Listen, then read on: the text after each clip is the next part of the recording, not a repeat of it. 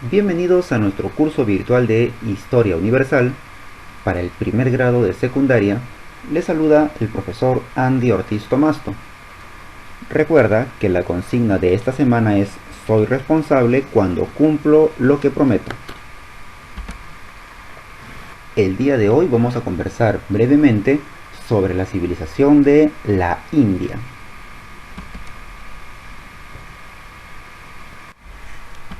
Comencemos localizándolo. A nivel temporal, la India se desarrolló entre los años 3300 a.C. hasta el año 185 a.C. A nivel espacial o geográfico, se desarrolló en el sur de Asia, específicamente en la península del Indostán. Si vamos a nuestro mapa, ubiquemos el continente de Asia, que se encuentra en color rojo. De izquierda a derecha tenemos, por ejemplo, la península arábiga, que es esta bota, al costado de África. A su costado derecho vamos a ver la península del Indostán, y ahí es donde se desarrolló la civilización de la India. Si hacemos una ampliación, vamos a ver esta península. ¿Sí la ubicaste? Date cuenta, esta península que se encuentra acá, al sur de Asia, si lo ampliamos, viene a ser esta parte de acá. Y la India se desarrolló básicamente por la presencia de tres ríos importantes que fertilizaron toda esta zona, convirtiéndolo en ricos valles. El río Indo, que tiene este recorrido, el río Ganges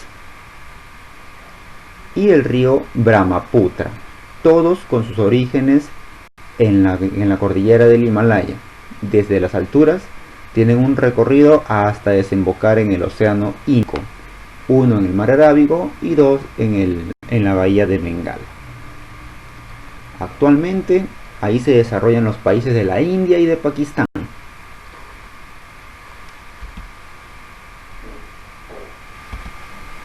Conozcamos los periodos históricos que tuvo India en su proceso de desarrollo.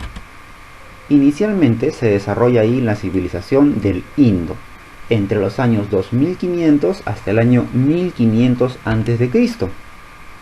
Era una zona habitada por los pueblos drávidas. Ellos son agricultores, ganaderos, politeístas, eso quiere decir que tienen varios dioses, totemistas, que creen en la existencia de tótems.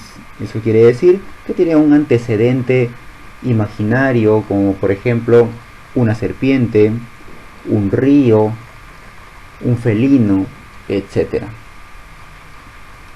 Más adelante inicia el desarrollo de la civilización védica entre los años 1500 hasta el siglo VI a.C. En esta época ocurre la invasión de los arios. Los pueblos arios introducen su cultura y la mezclan con la cultura que tienen los pobladores de la India. Es por eso que ellos traen, por ejemplo, los caballos. Y así tenemos una representación de la India con caballos, cuando en esa zona no había caballos. Y traen también su idioma, que es el sánscrito. Le dan una nueva religión, que es la religión védica.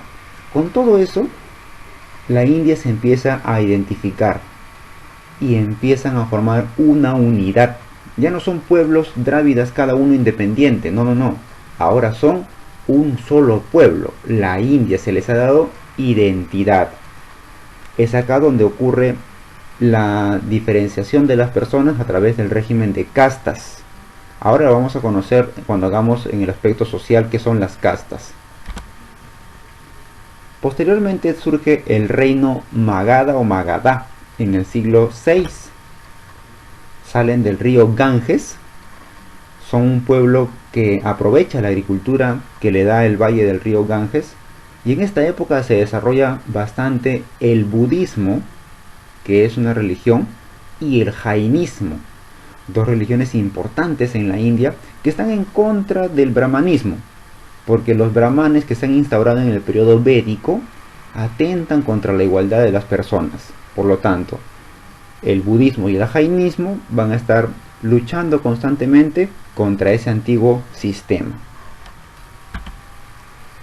Y por último, el imperio Maurya, del año 305 a.C. hasta el año 185 a.C. En esta época se vive la máxima expansión de la India con este personaje que vemos en imagen, que es el emperador Asoka, Asoka el Grande, quien lamentablemente para la India va a dejar todas las artes militares y se va a transformar al budismo. Y el budismo es una religión pacífica. Al ser pacífica, deja de expandirse militarmente y va a ser presa fácil de pueblos que los van a invadir. Incluso internamente hay pueblos que, aprovechando que el emperador muestra su lado débil, van a buscar su independencia. Por lo tanto, la India llega a su final con la invasión de los persas y posteriormente de Manchuria.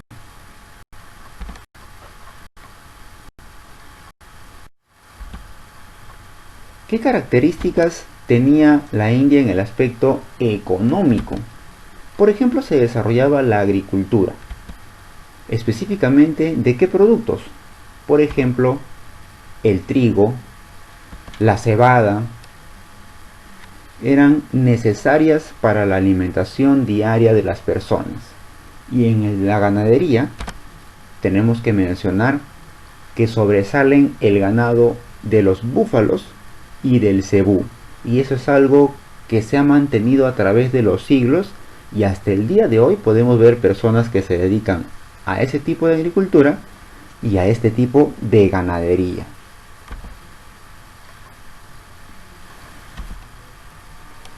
En el aspecto social, acá tenemos una pirámide social, y tú ya sabes que cuando hay una pirámide social significa que hay personas más importantes que otras.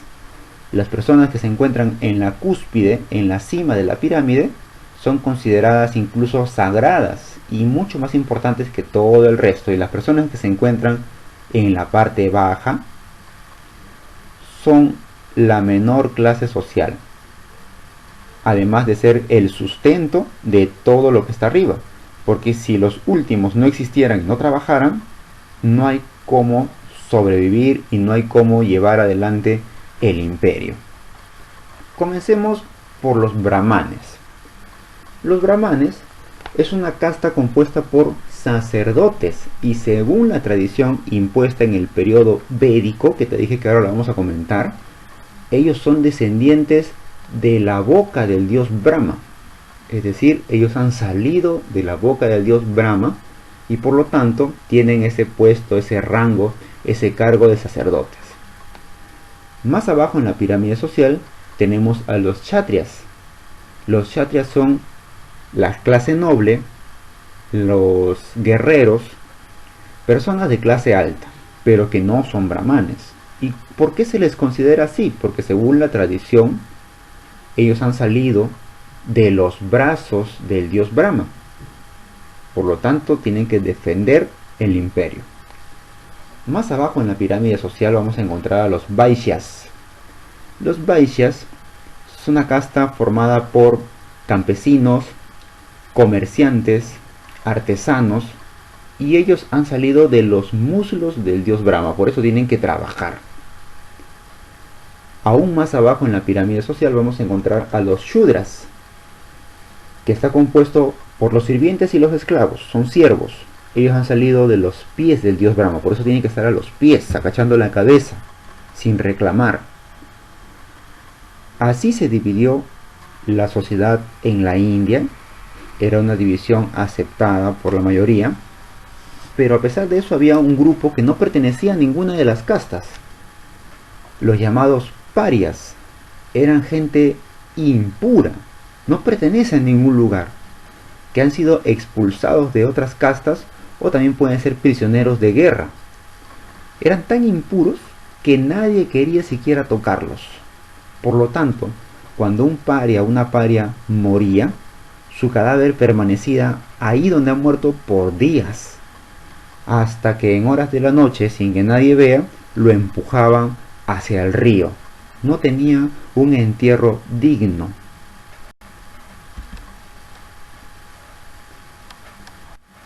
En el aspecto cultural, la India destaca con muchos aportes. Por ejemplo, en literatura, esta obra épica que es el Ramayana, y otra obra literaria también que es el Mahabharata, que nos muestra narraciones de guerra. En matemática, ellos usaron, por ejemplo, los números. El sistema de numeración que nosotros conocemos proviene de la India.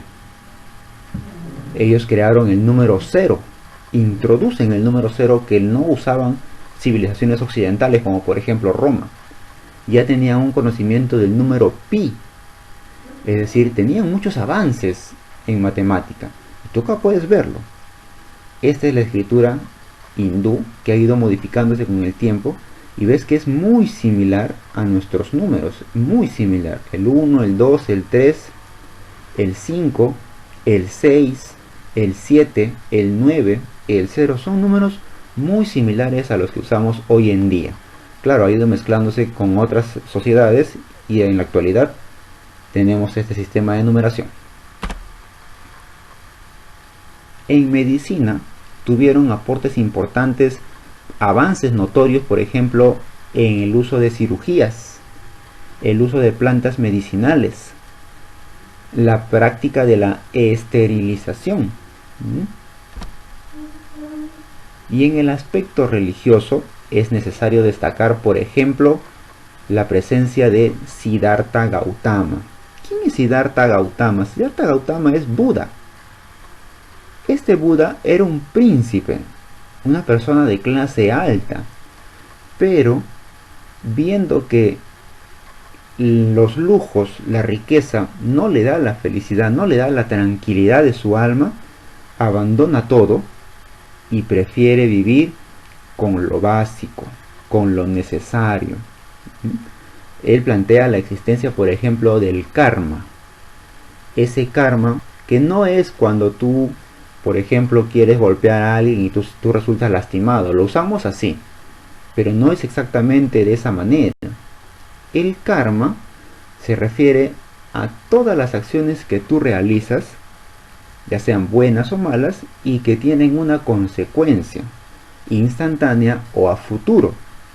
Además, él nos deja unos mensajes, ¿no? Y Buda dice: el hombre no tiene por qué esperar el auxilio superior de un Dios, sino que por sí mismo el hombre puede alcanzar la salvación. ¿Y cómo puede alcanzar la salvación? Dice Buda: desprendiéndose de los placeres, las riquezas, los lujos, la vanidad, desprendiéndose de todo eso, tú por fin puedes ser salvado. ¿Y en qué consiste la salvación? En ya no renacer, porque en India la gente tiene la creencia de que cuando mueres y no has conseguido ser realmente feliz, vas a renacer en otro ser. Renaces en diferentes animales, según cómo te has ido comportando, ¿no? Y de esa manera tú sigues un ciclo de renacimiento. Y renacer es sufrir. ¿Qué hago para no renacer más? Alcanzar la tranquilidad de tu alma, a lo cual se le llama el nirvana. ¿Y cómo alcanzas el nirvana? Desprendiéndote de todos los placeres. De esa manera ya no renaces y eres feliz. Acá tenemos a los principales dioses de la India: el dios Brahma, el dios creador; el dios Vishnu, el dios conservador; y el dios Shiva, que es el destructor, que aparece bailando sobre las zarzas ardientes tocando una especie de tambor. Primera pregunta de nuestra autoevaluación te dice: ¿dónde se desarrolló la civilización de la India? ¿En la península de los Balcanes, la península ibérica o la península del Indostán? La península de los Balcanes hoy en día abarca a países como Grecia, y ahí se desarrolló la civilización griega. La península ibérica hoy en día es España, Portugal, y no se relaciona con la India, está en Europa, mientras que sí corresponde a la península del Indostán. La pregunta número 2 nos dice: ¿quién es considerado el dios creador en la cultura india? ¿Será Buda? ¿Será Brahma o será Ahura Mazda? Buda es un profeta. Ahura Mazda es un dios, pero de la cultura persa. En cambio, Brahma es el dios creador de esta civilización. Está quedando una lectura pendiente. Léelo atentamente y responde las preguntas. Nos encontramos la próxima clase. Hasta luego.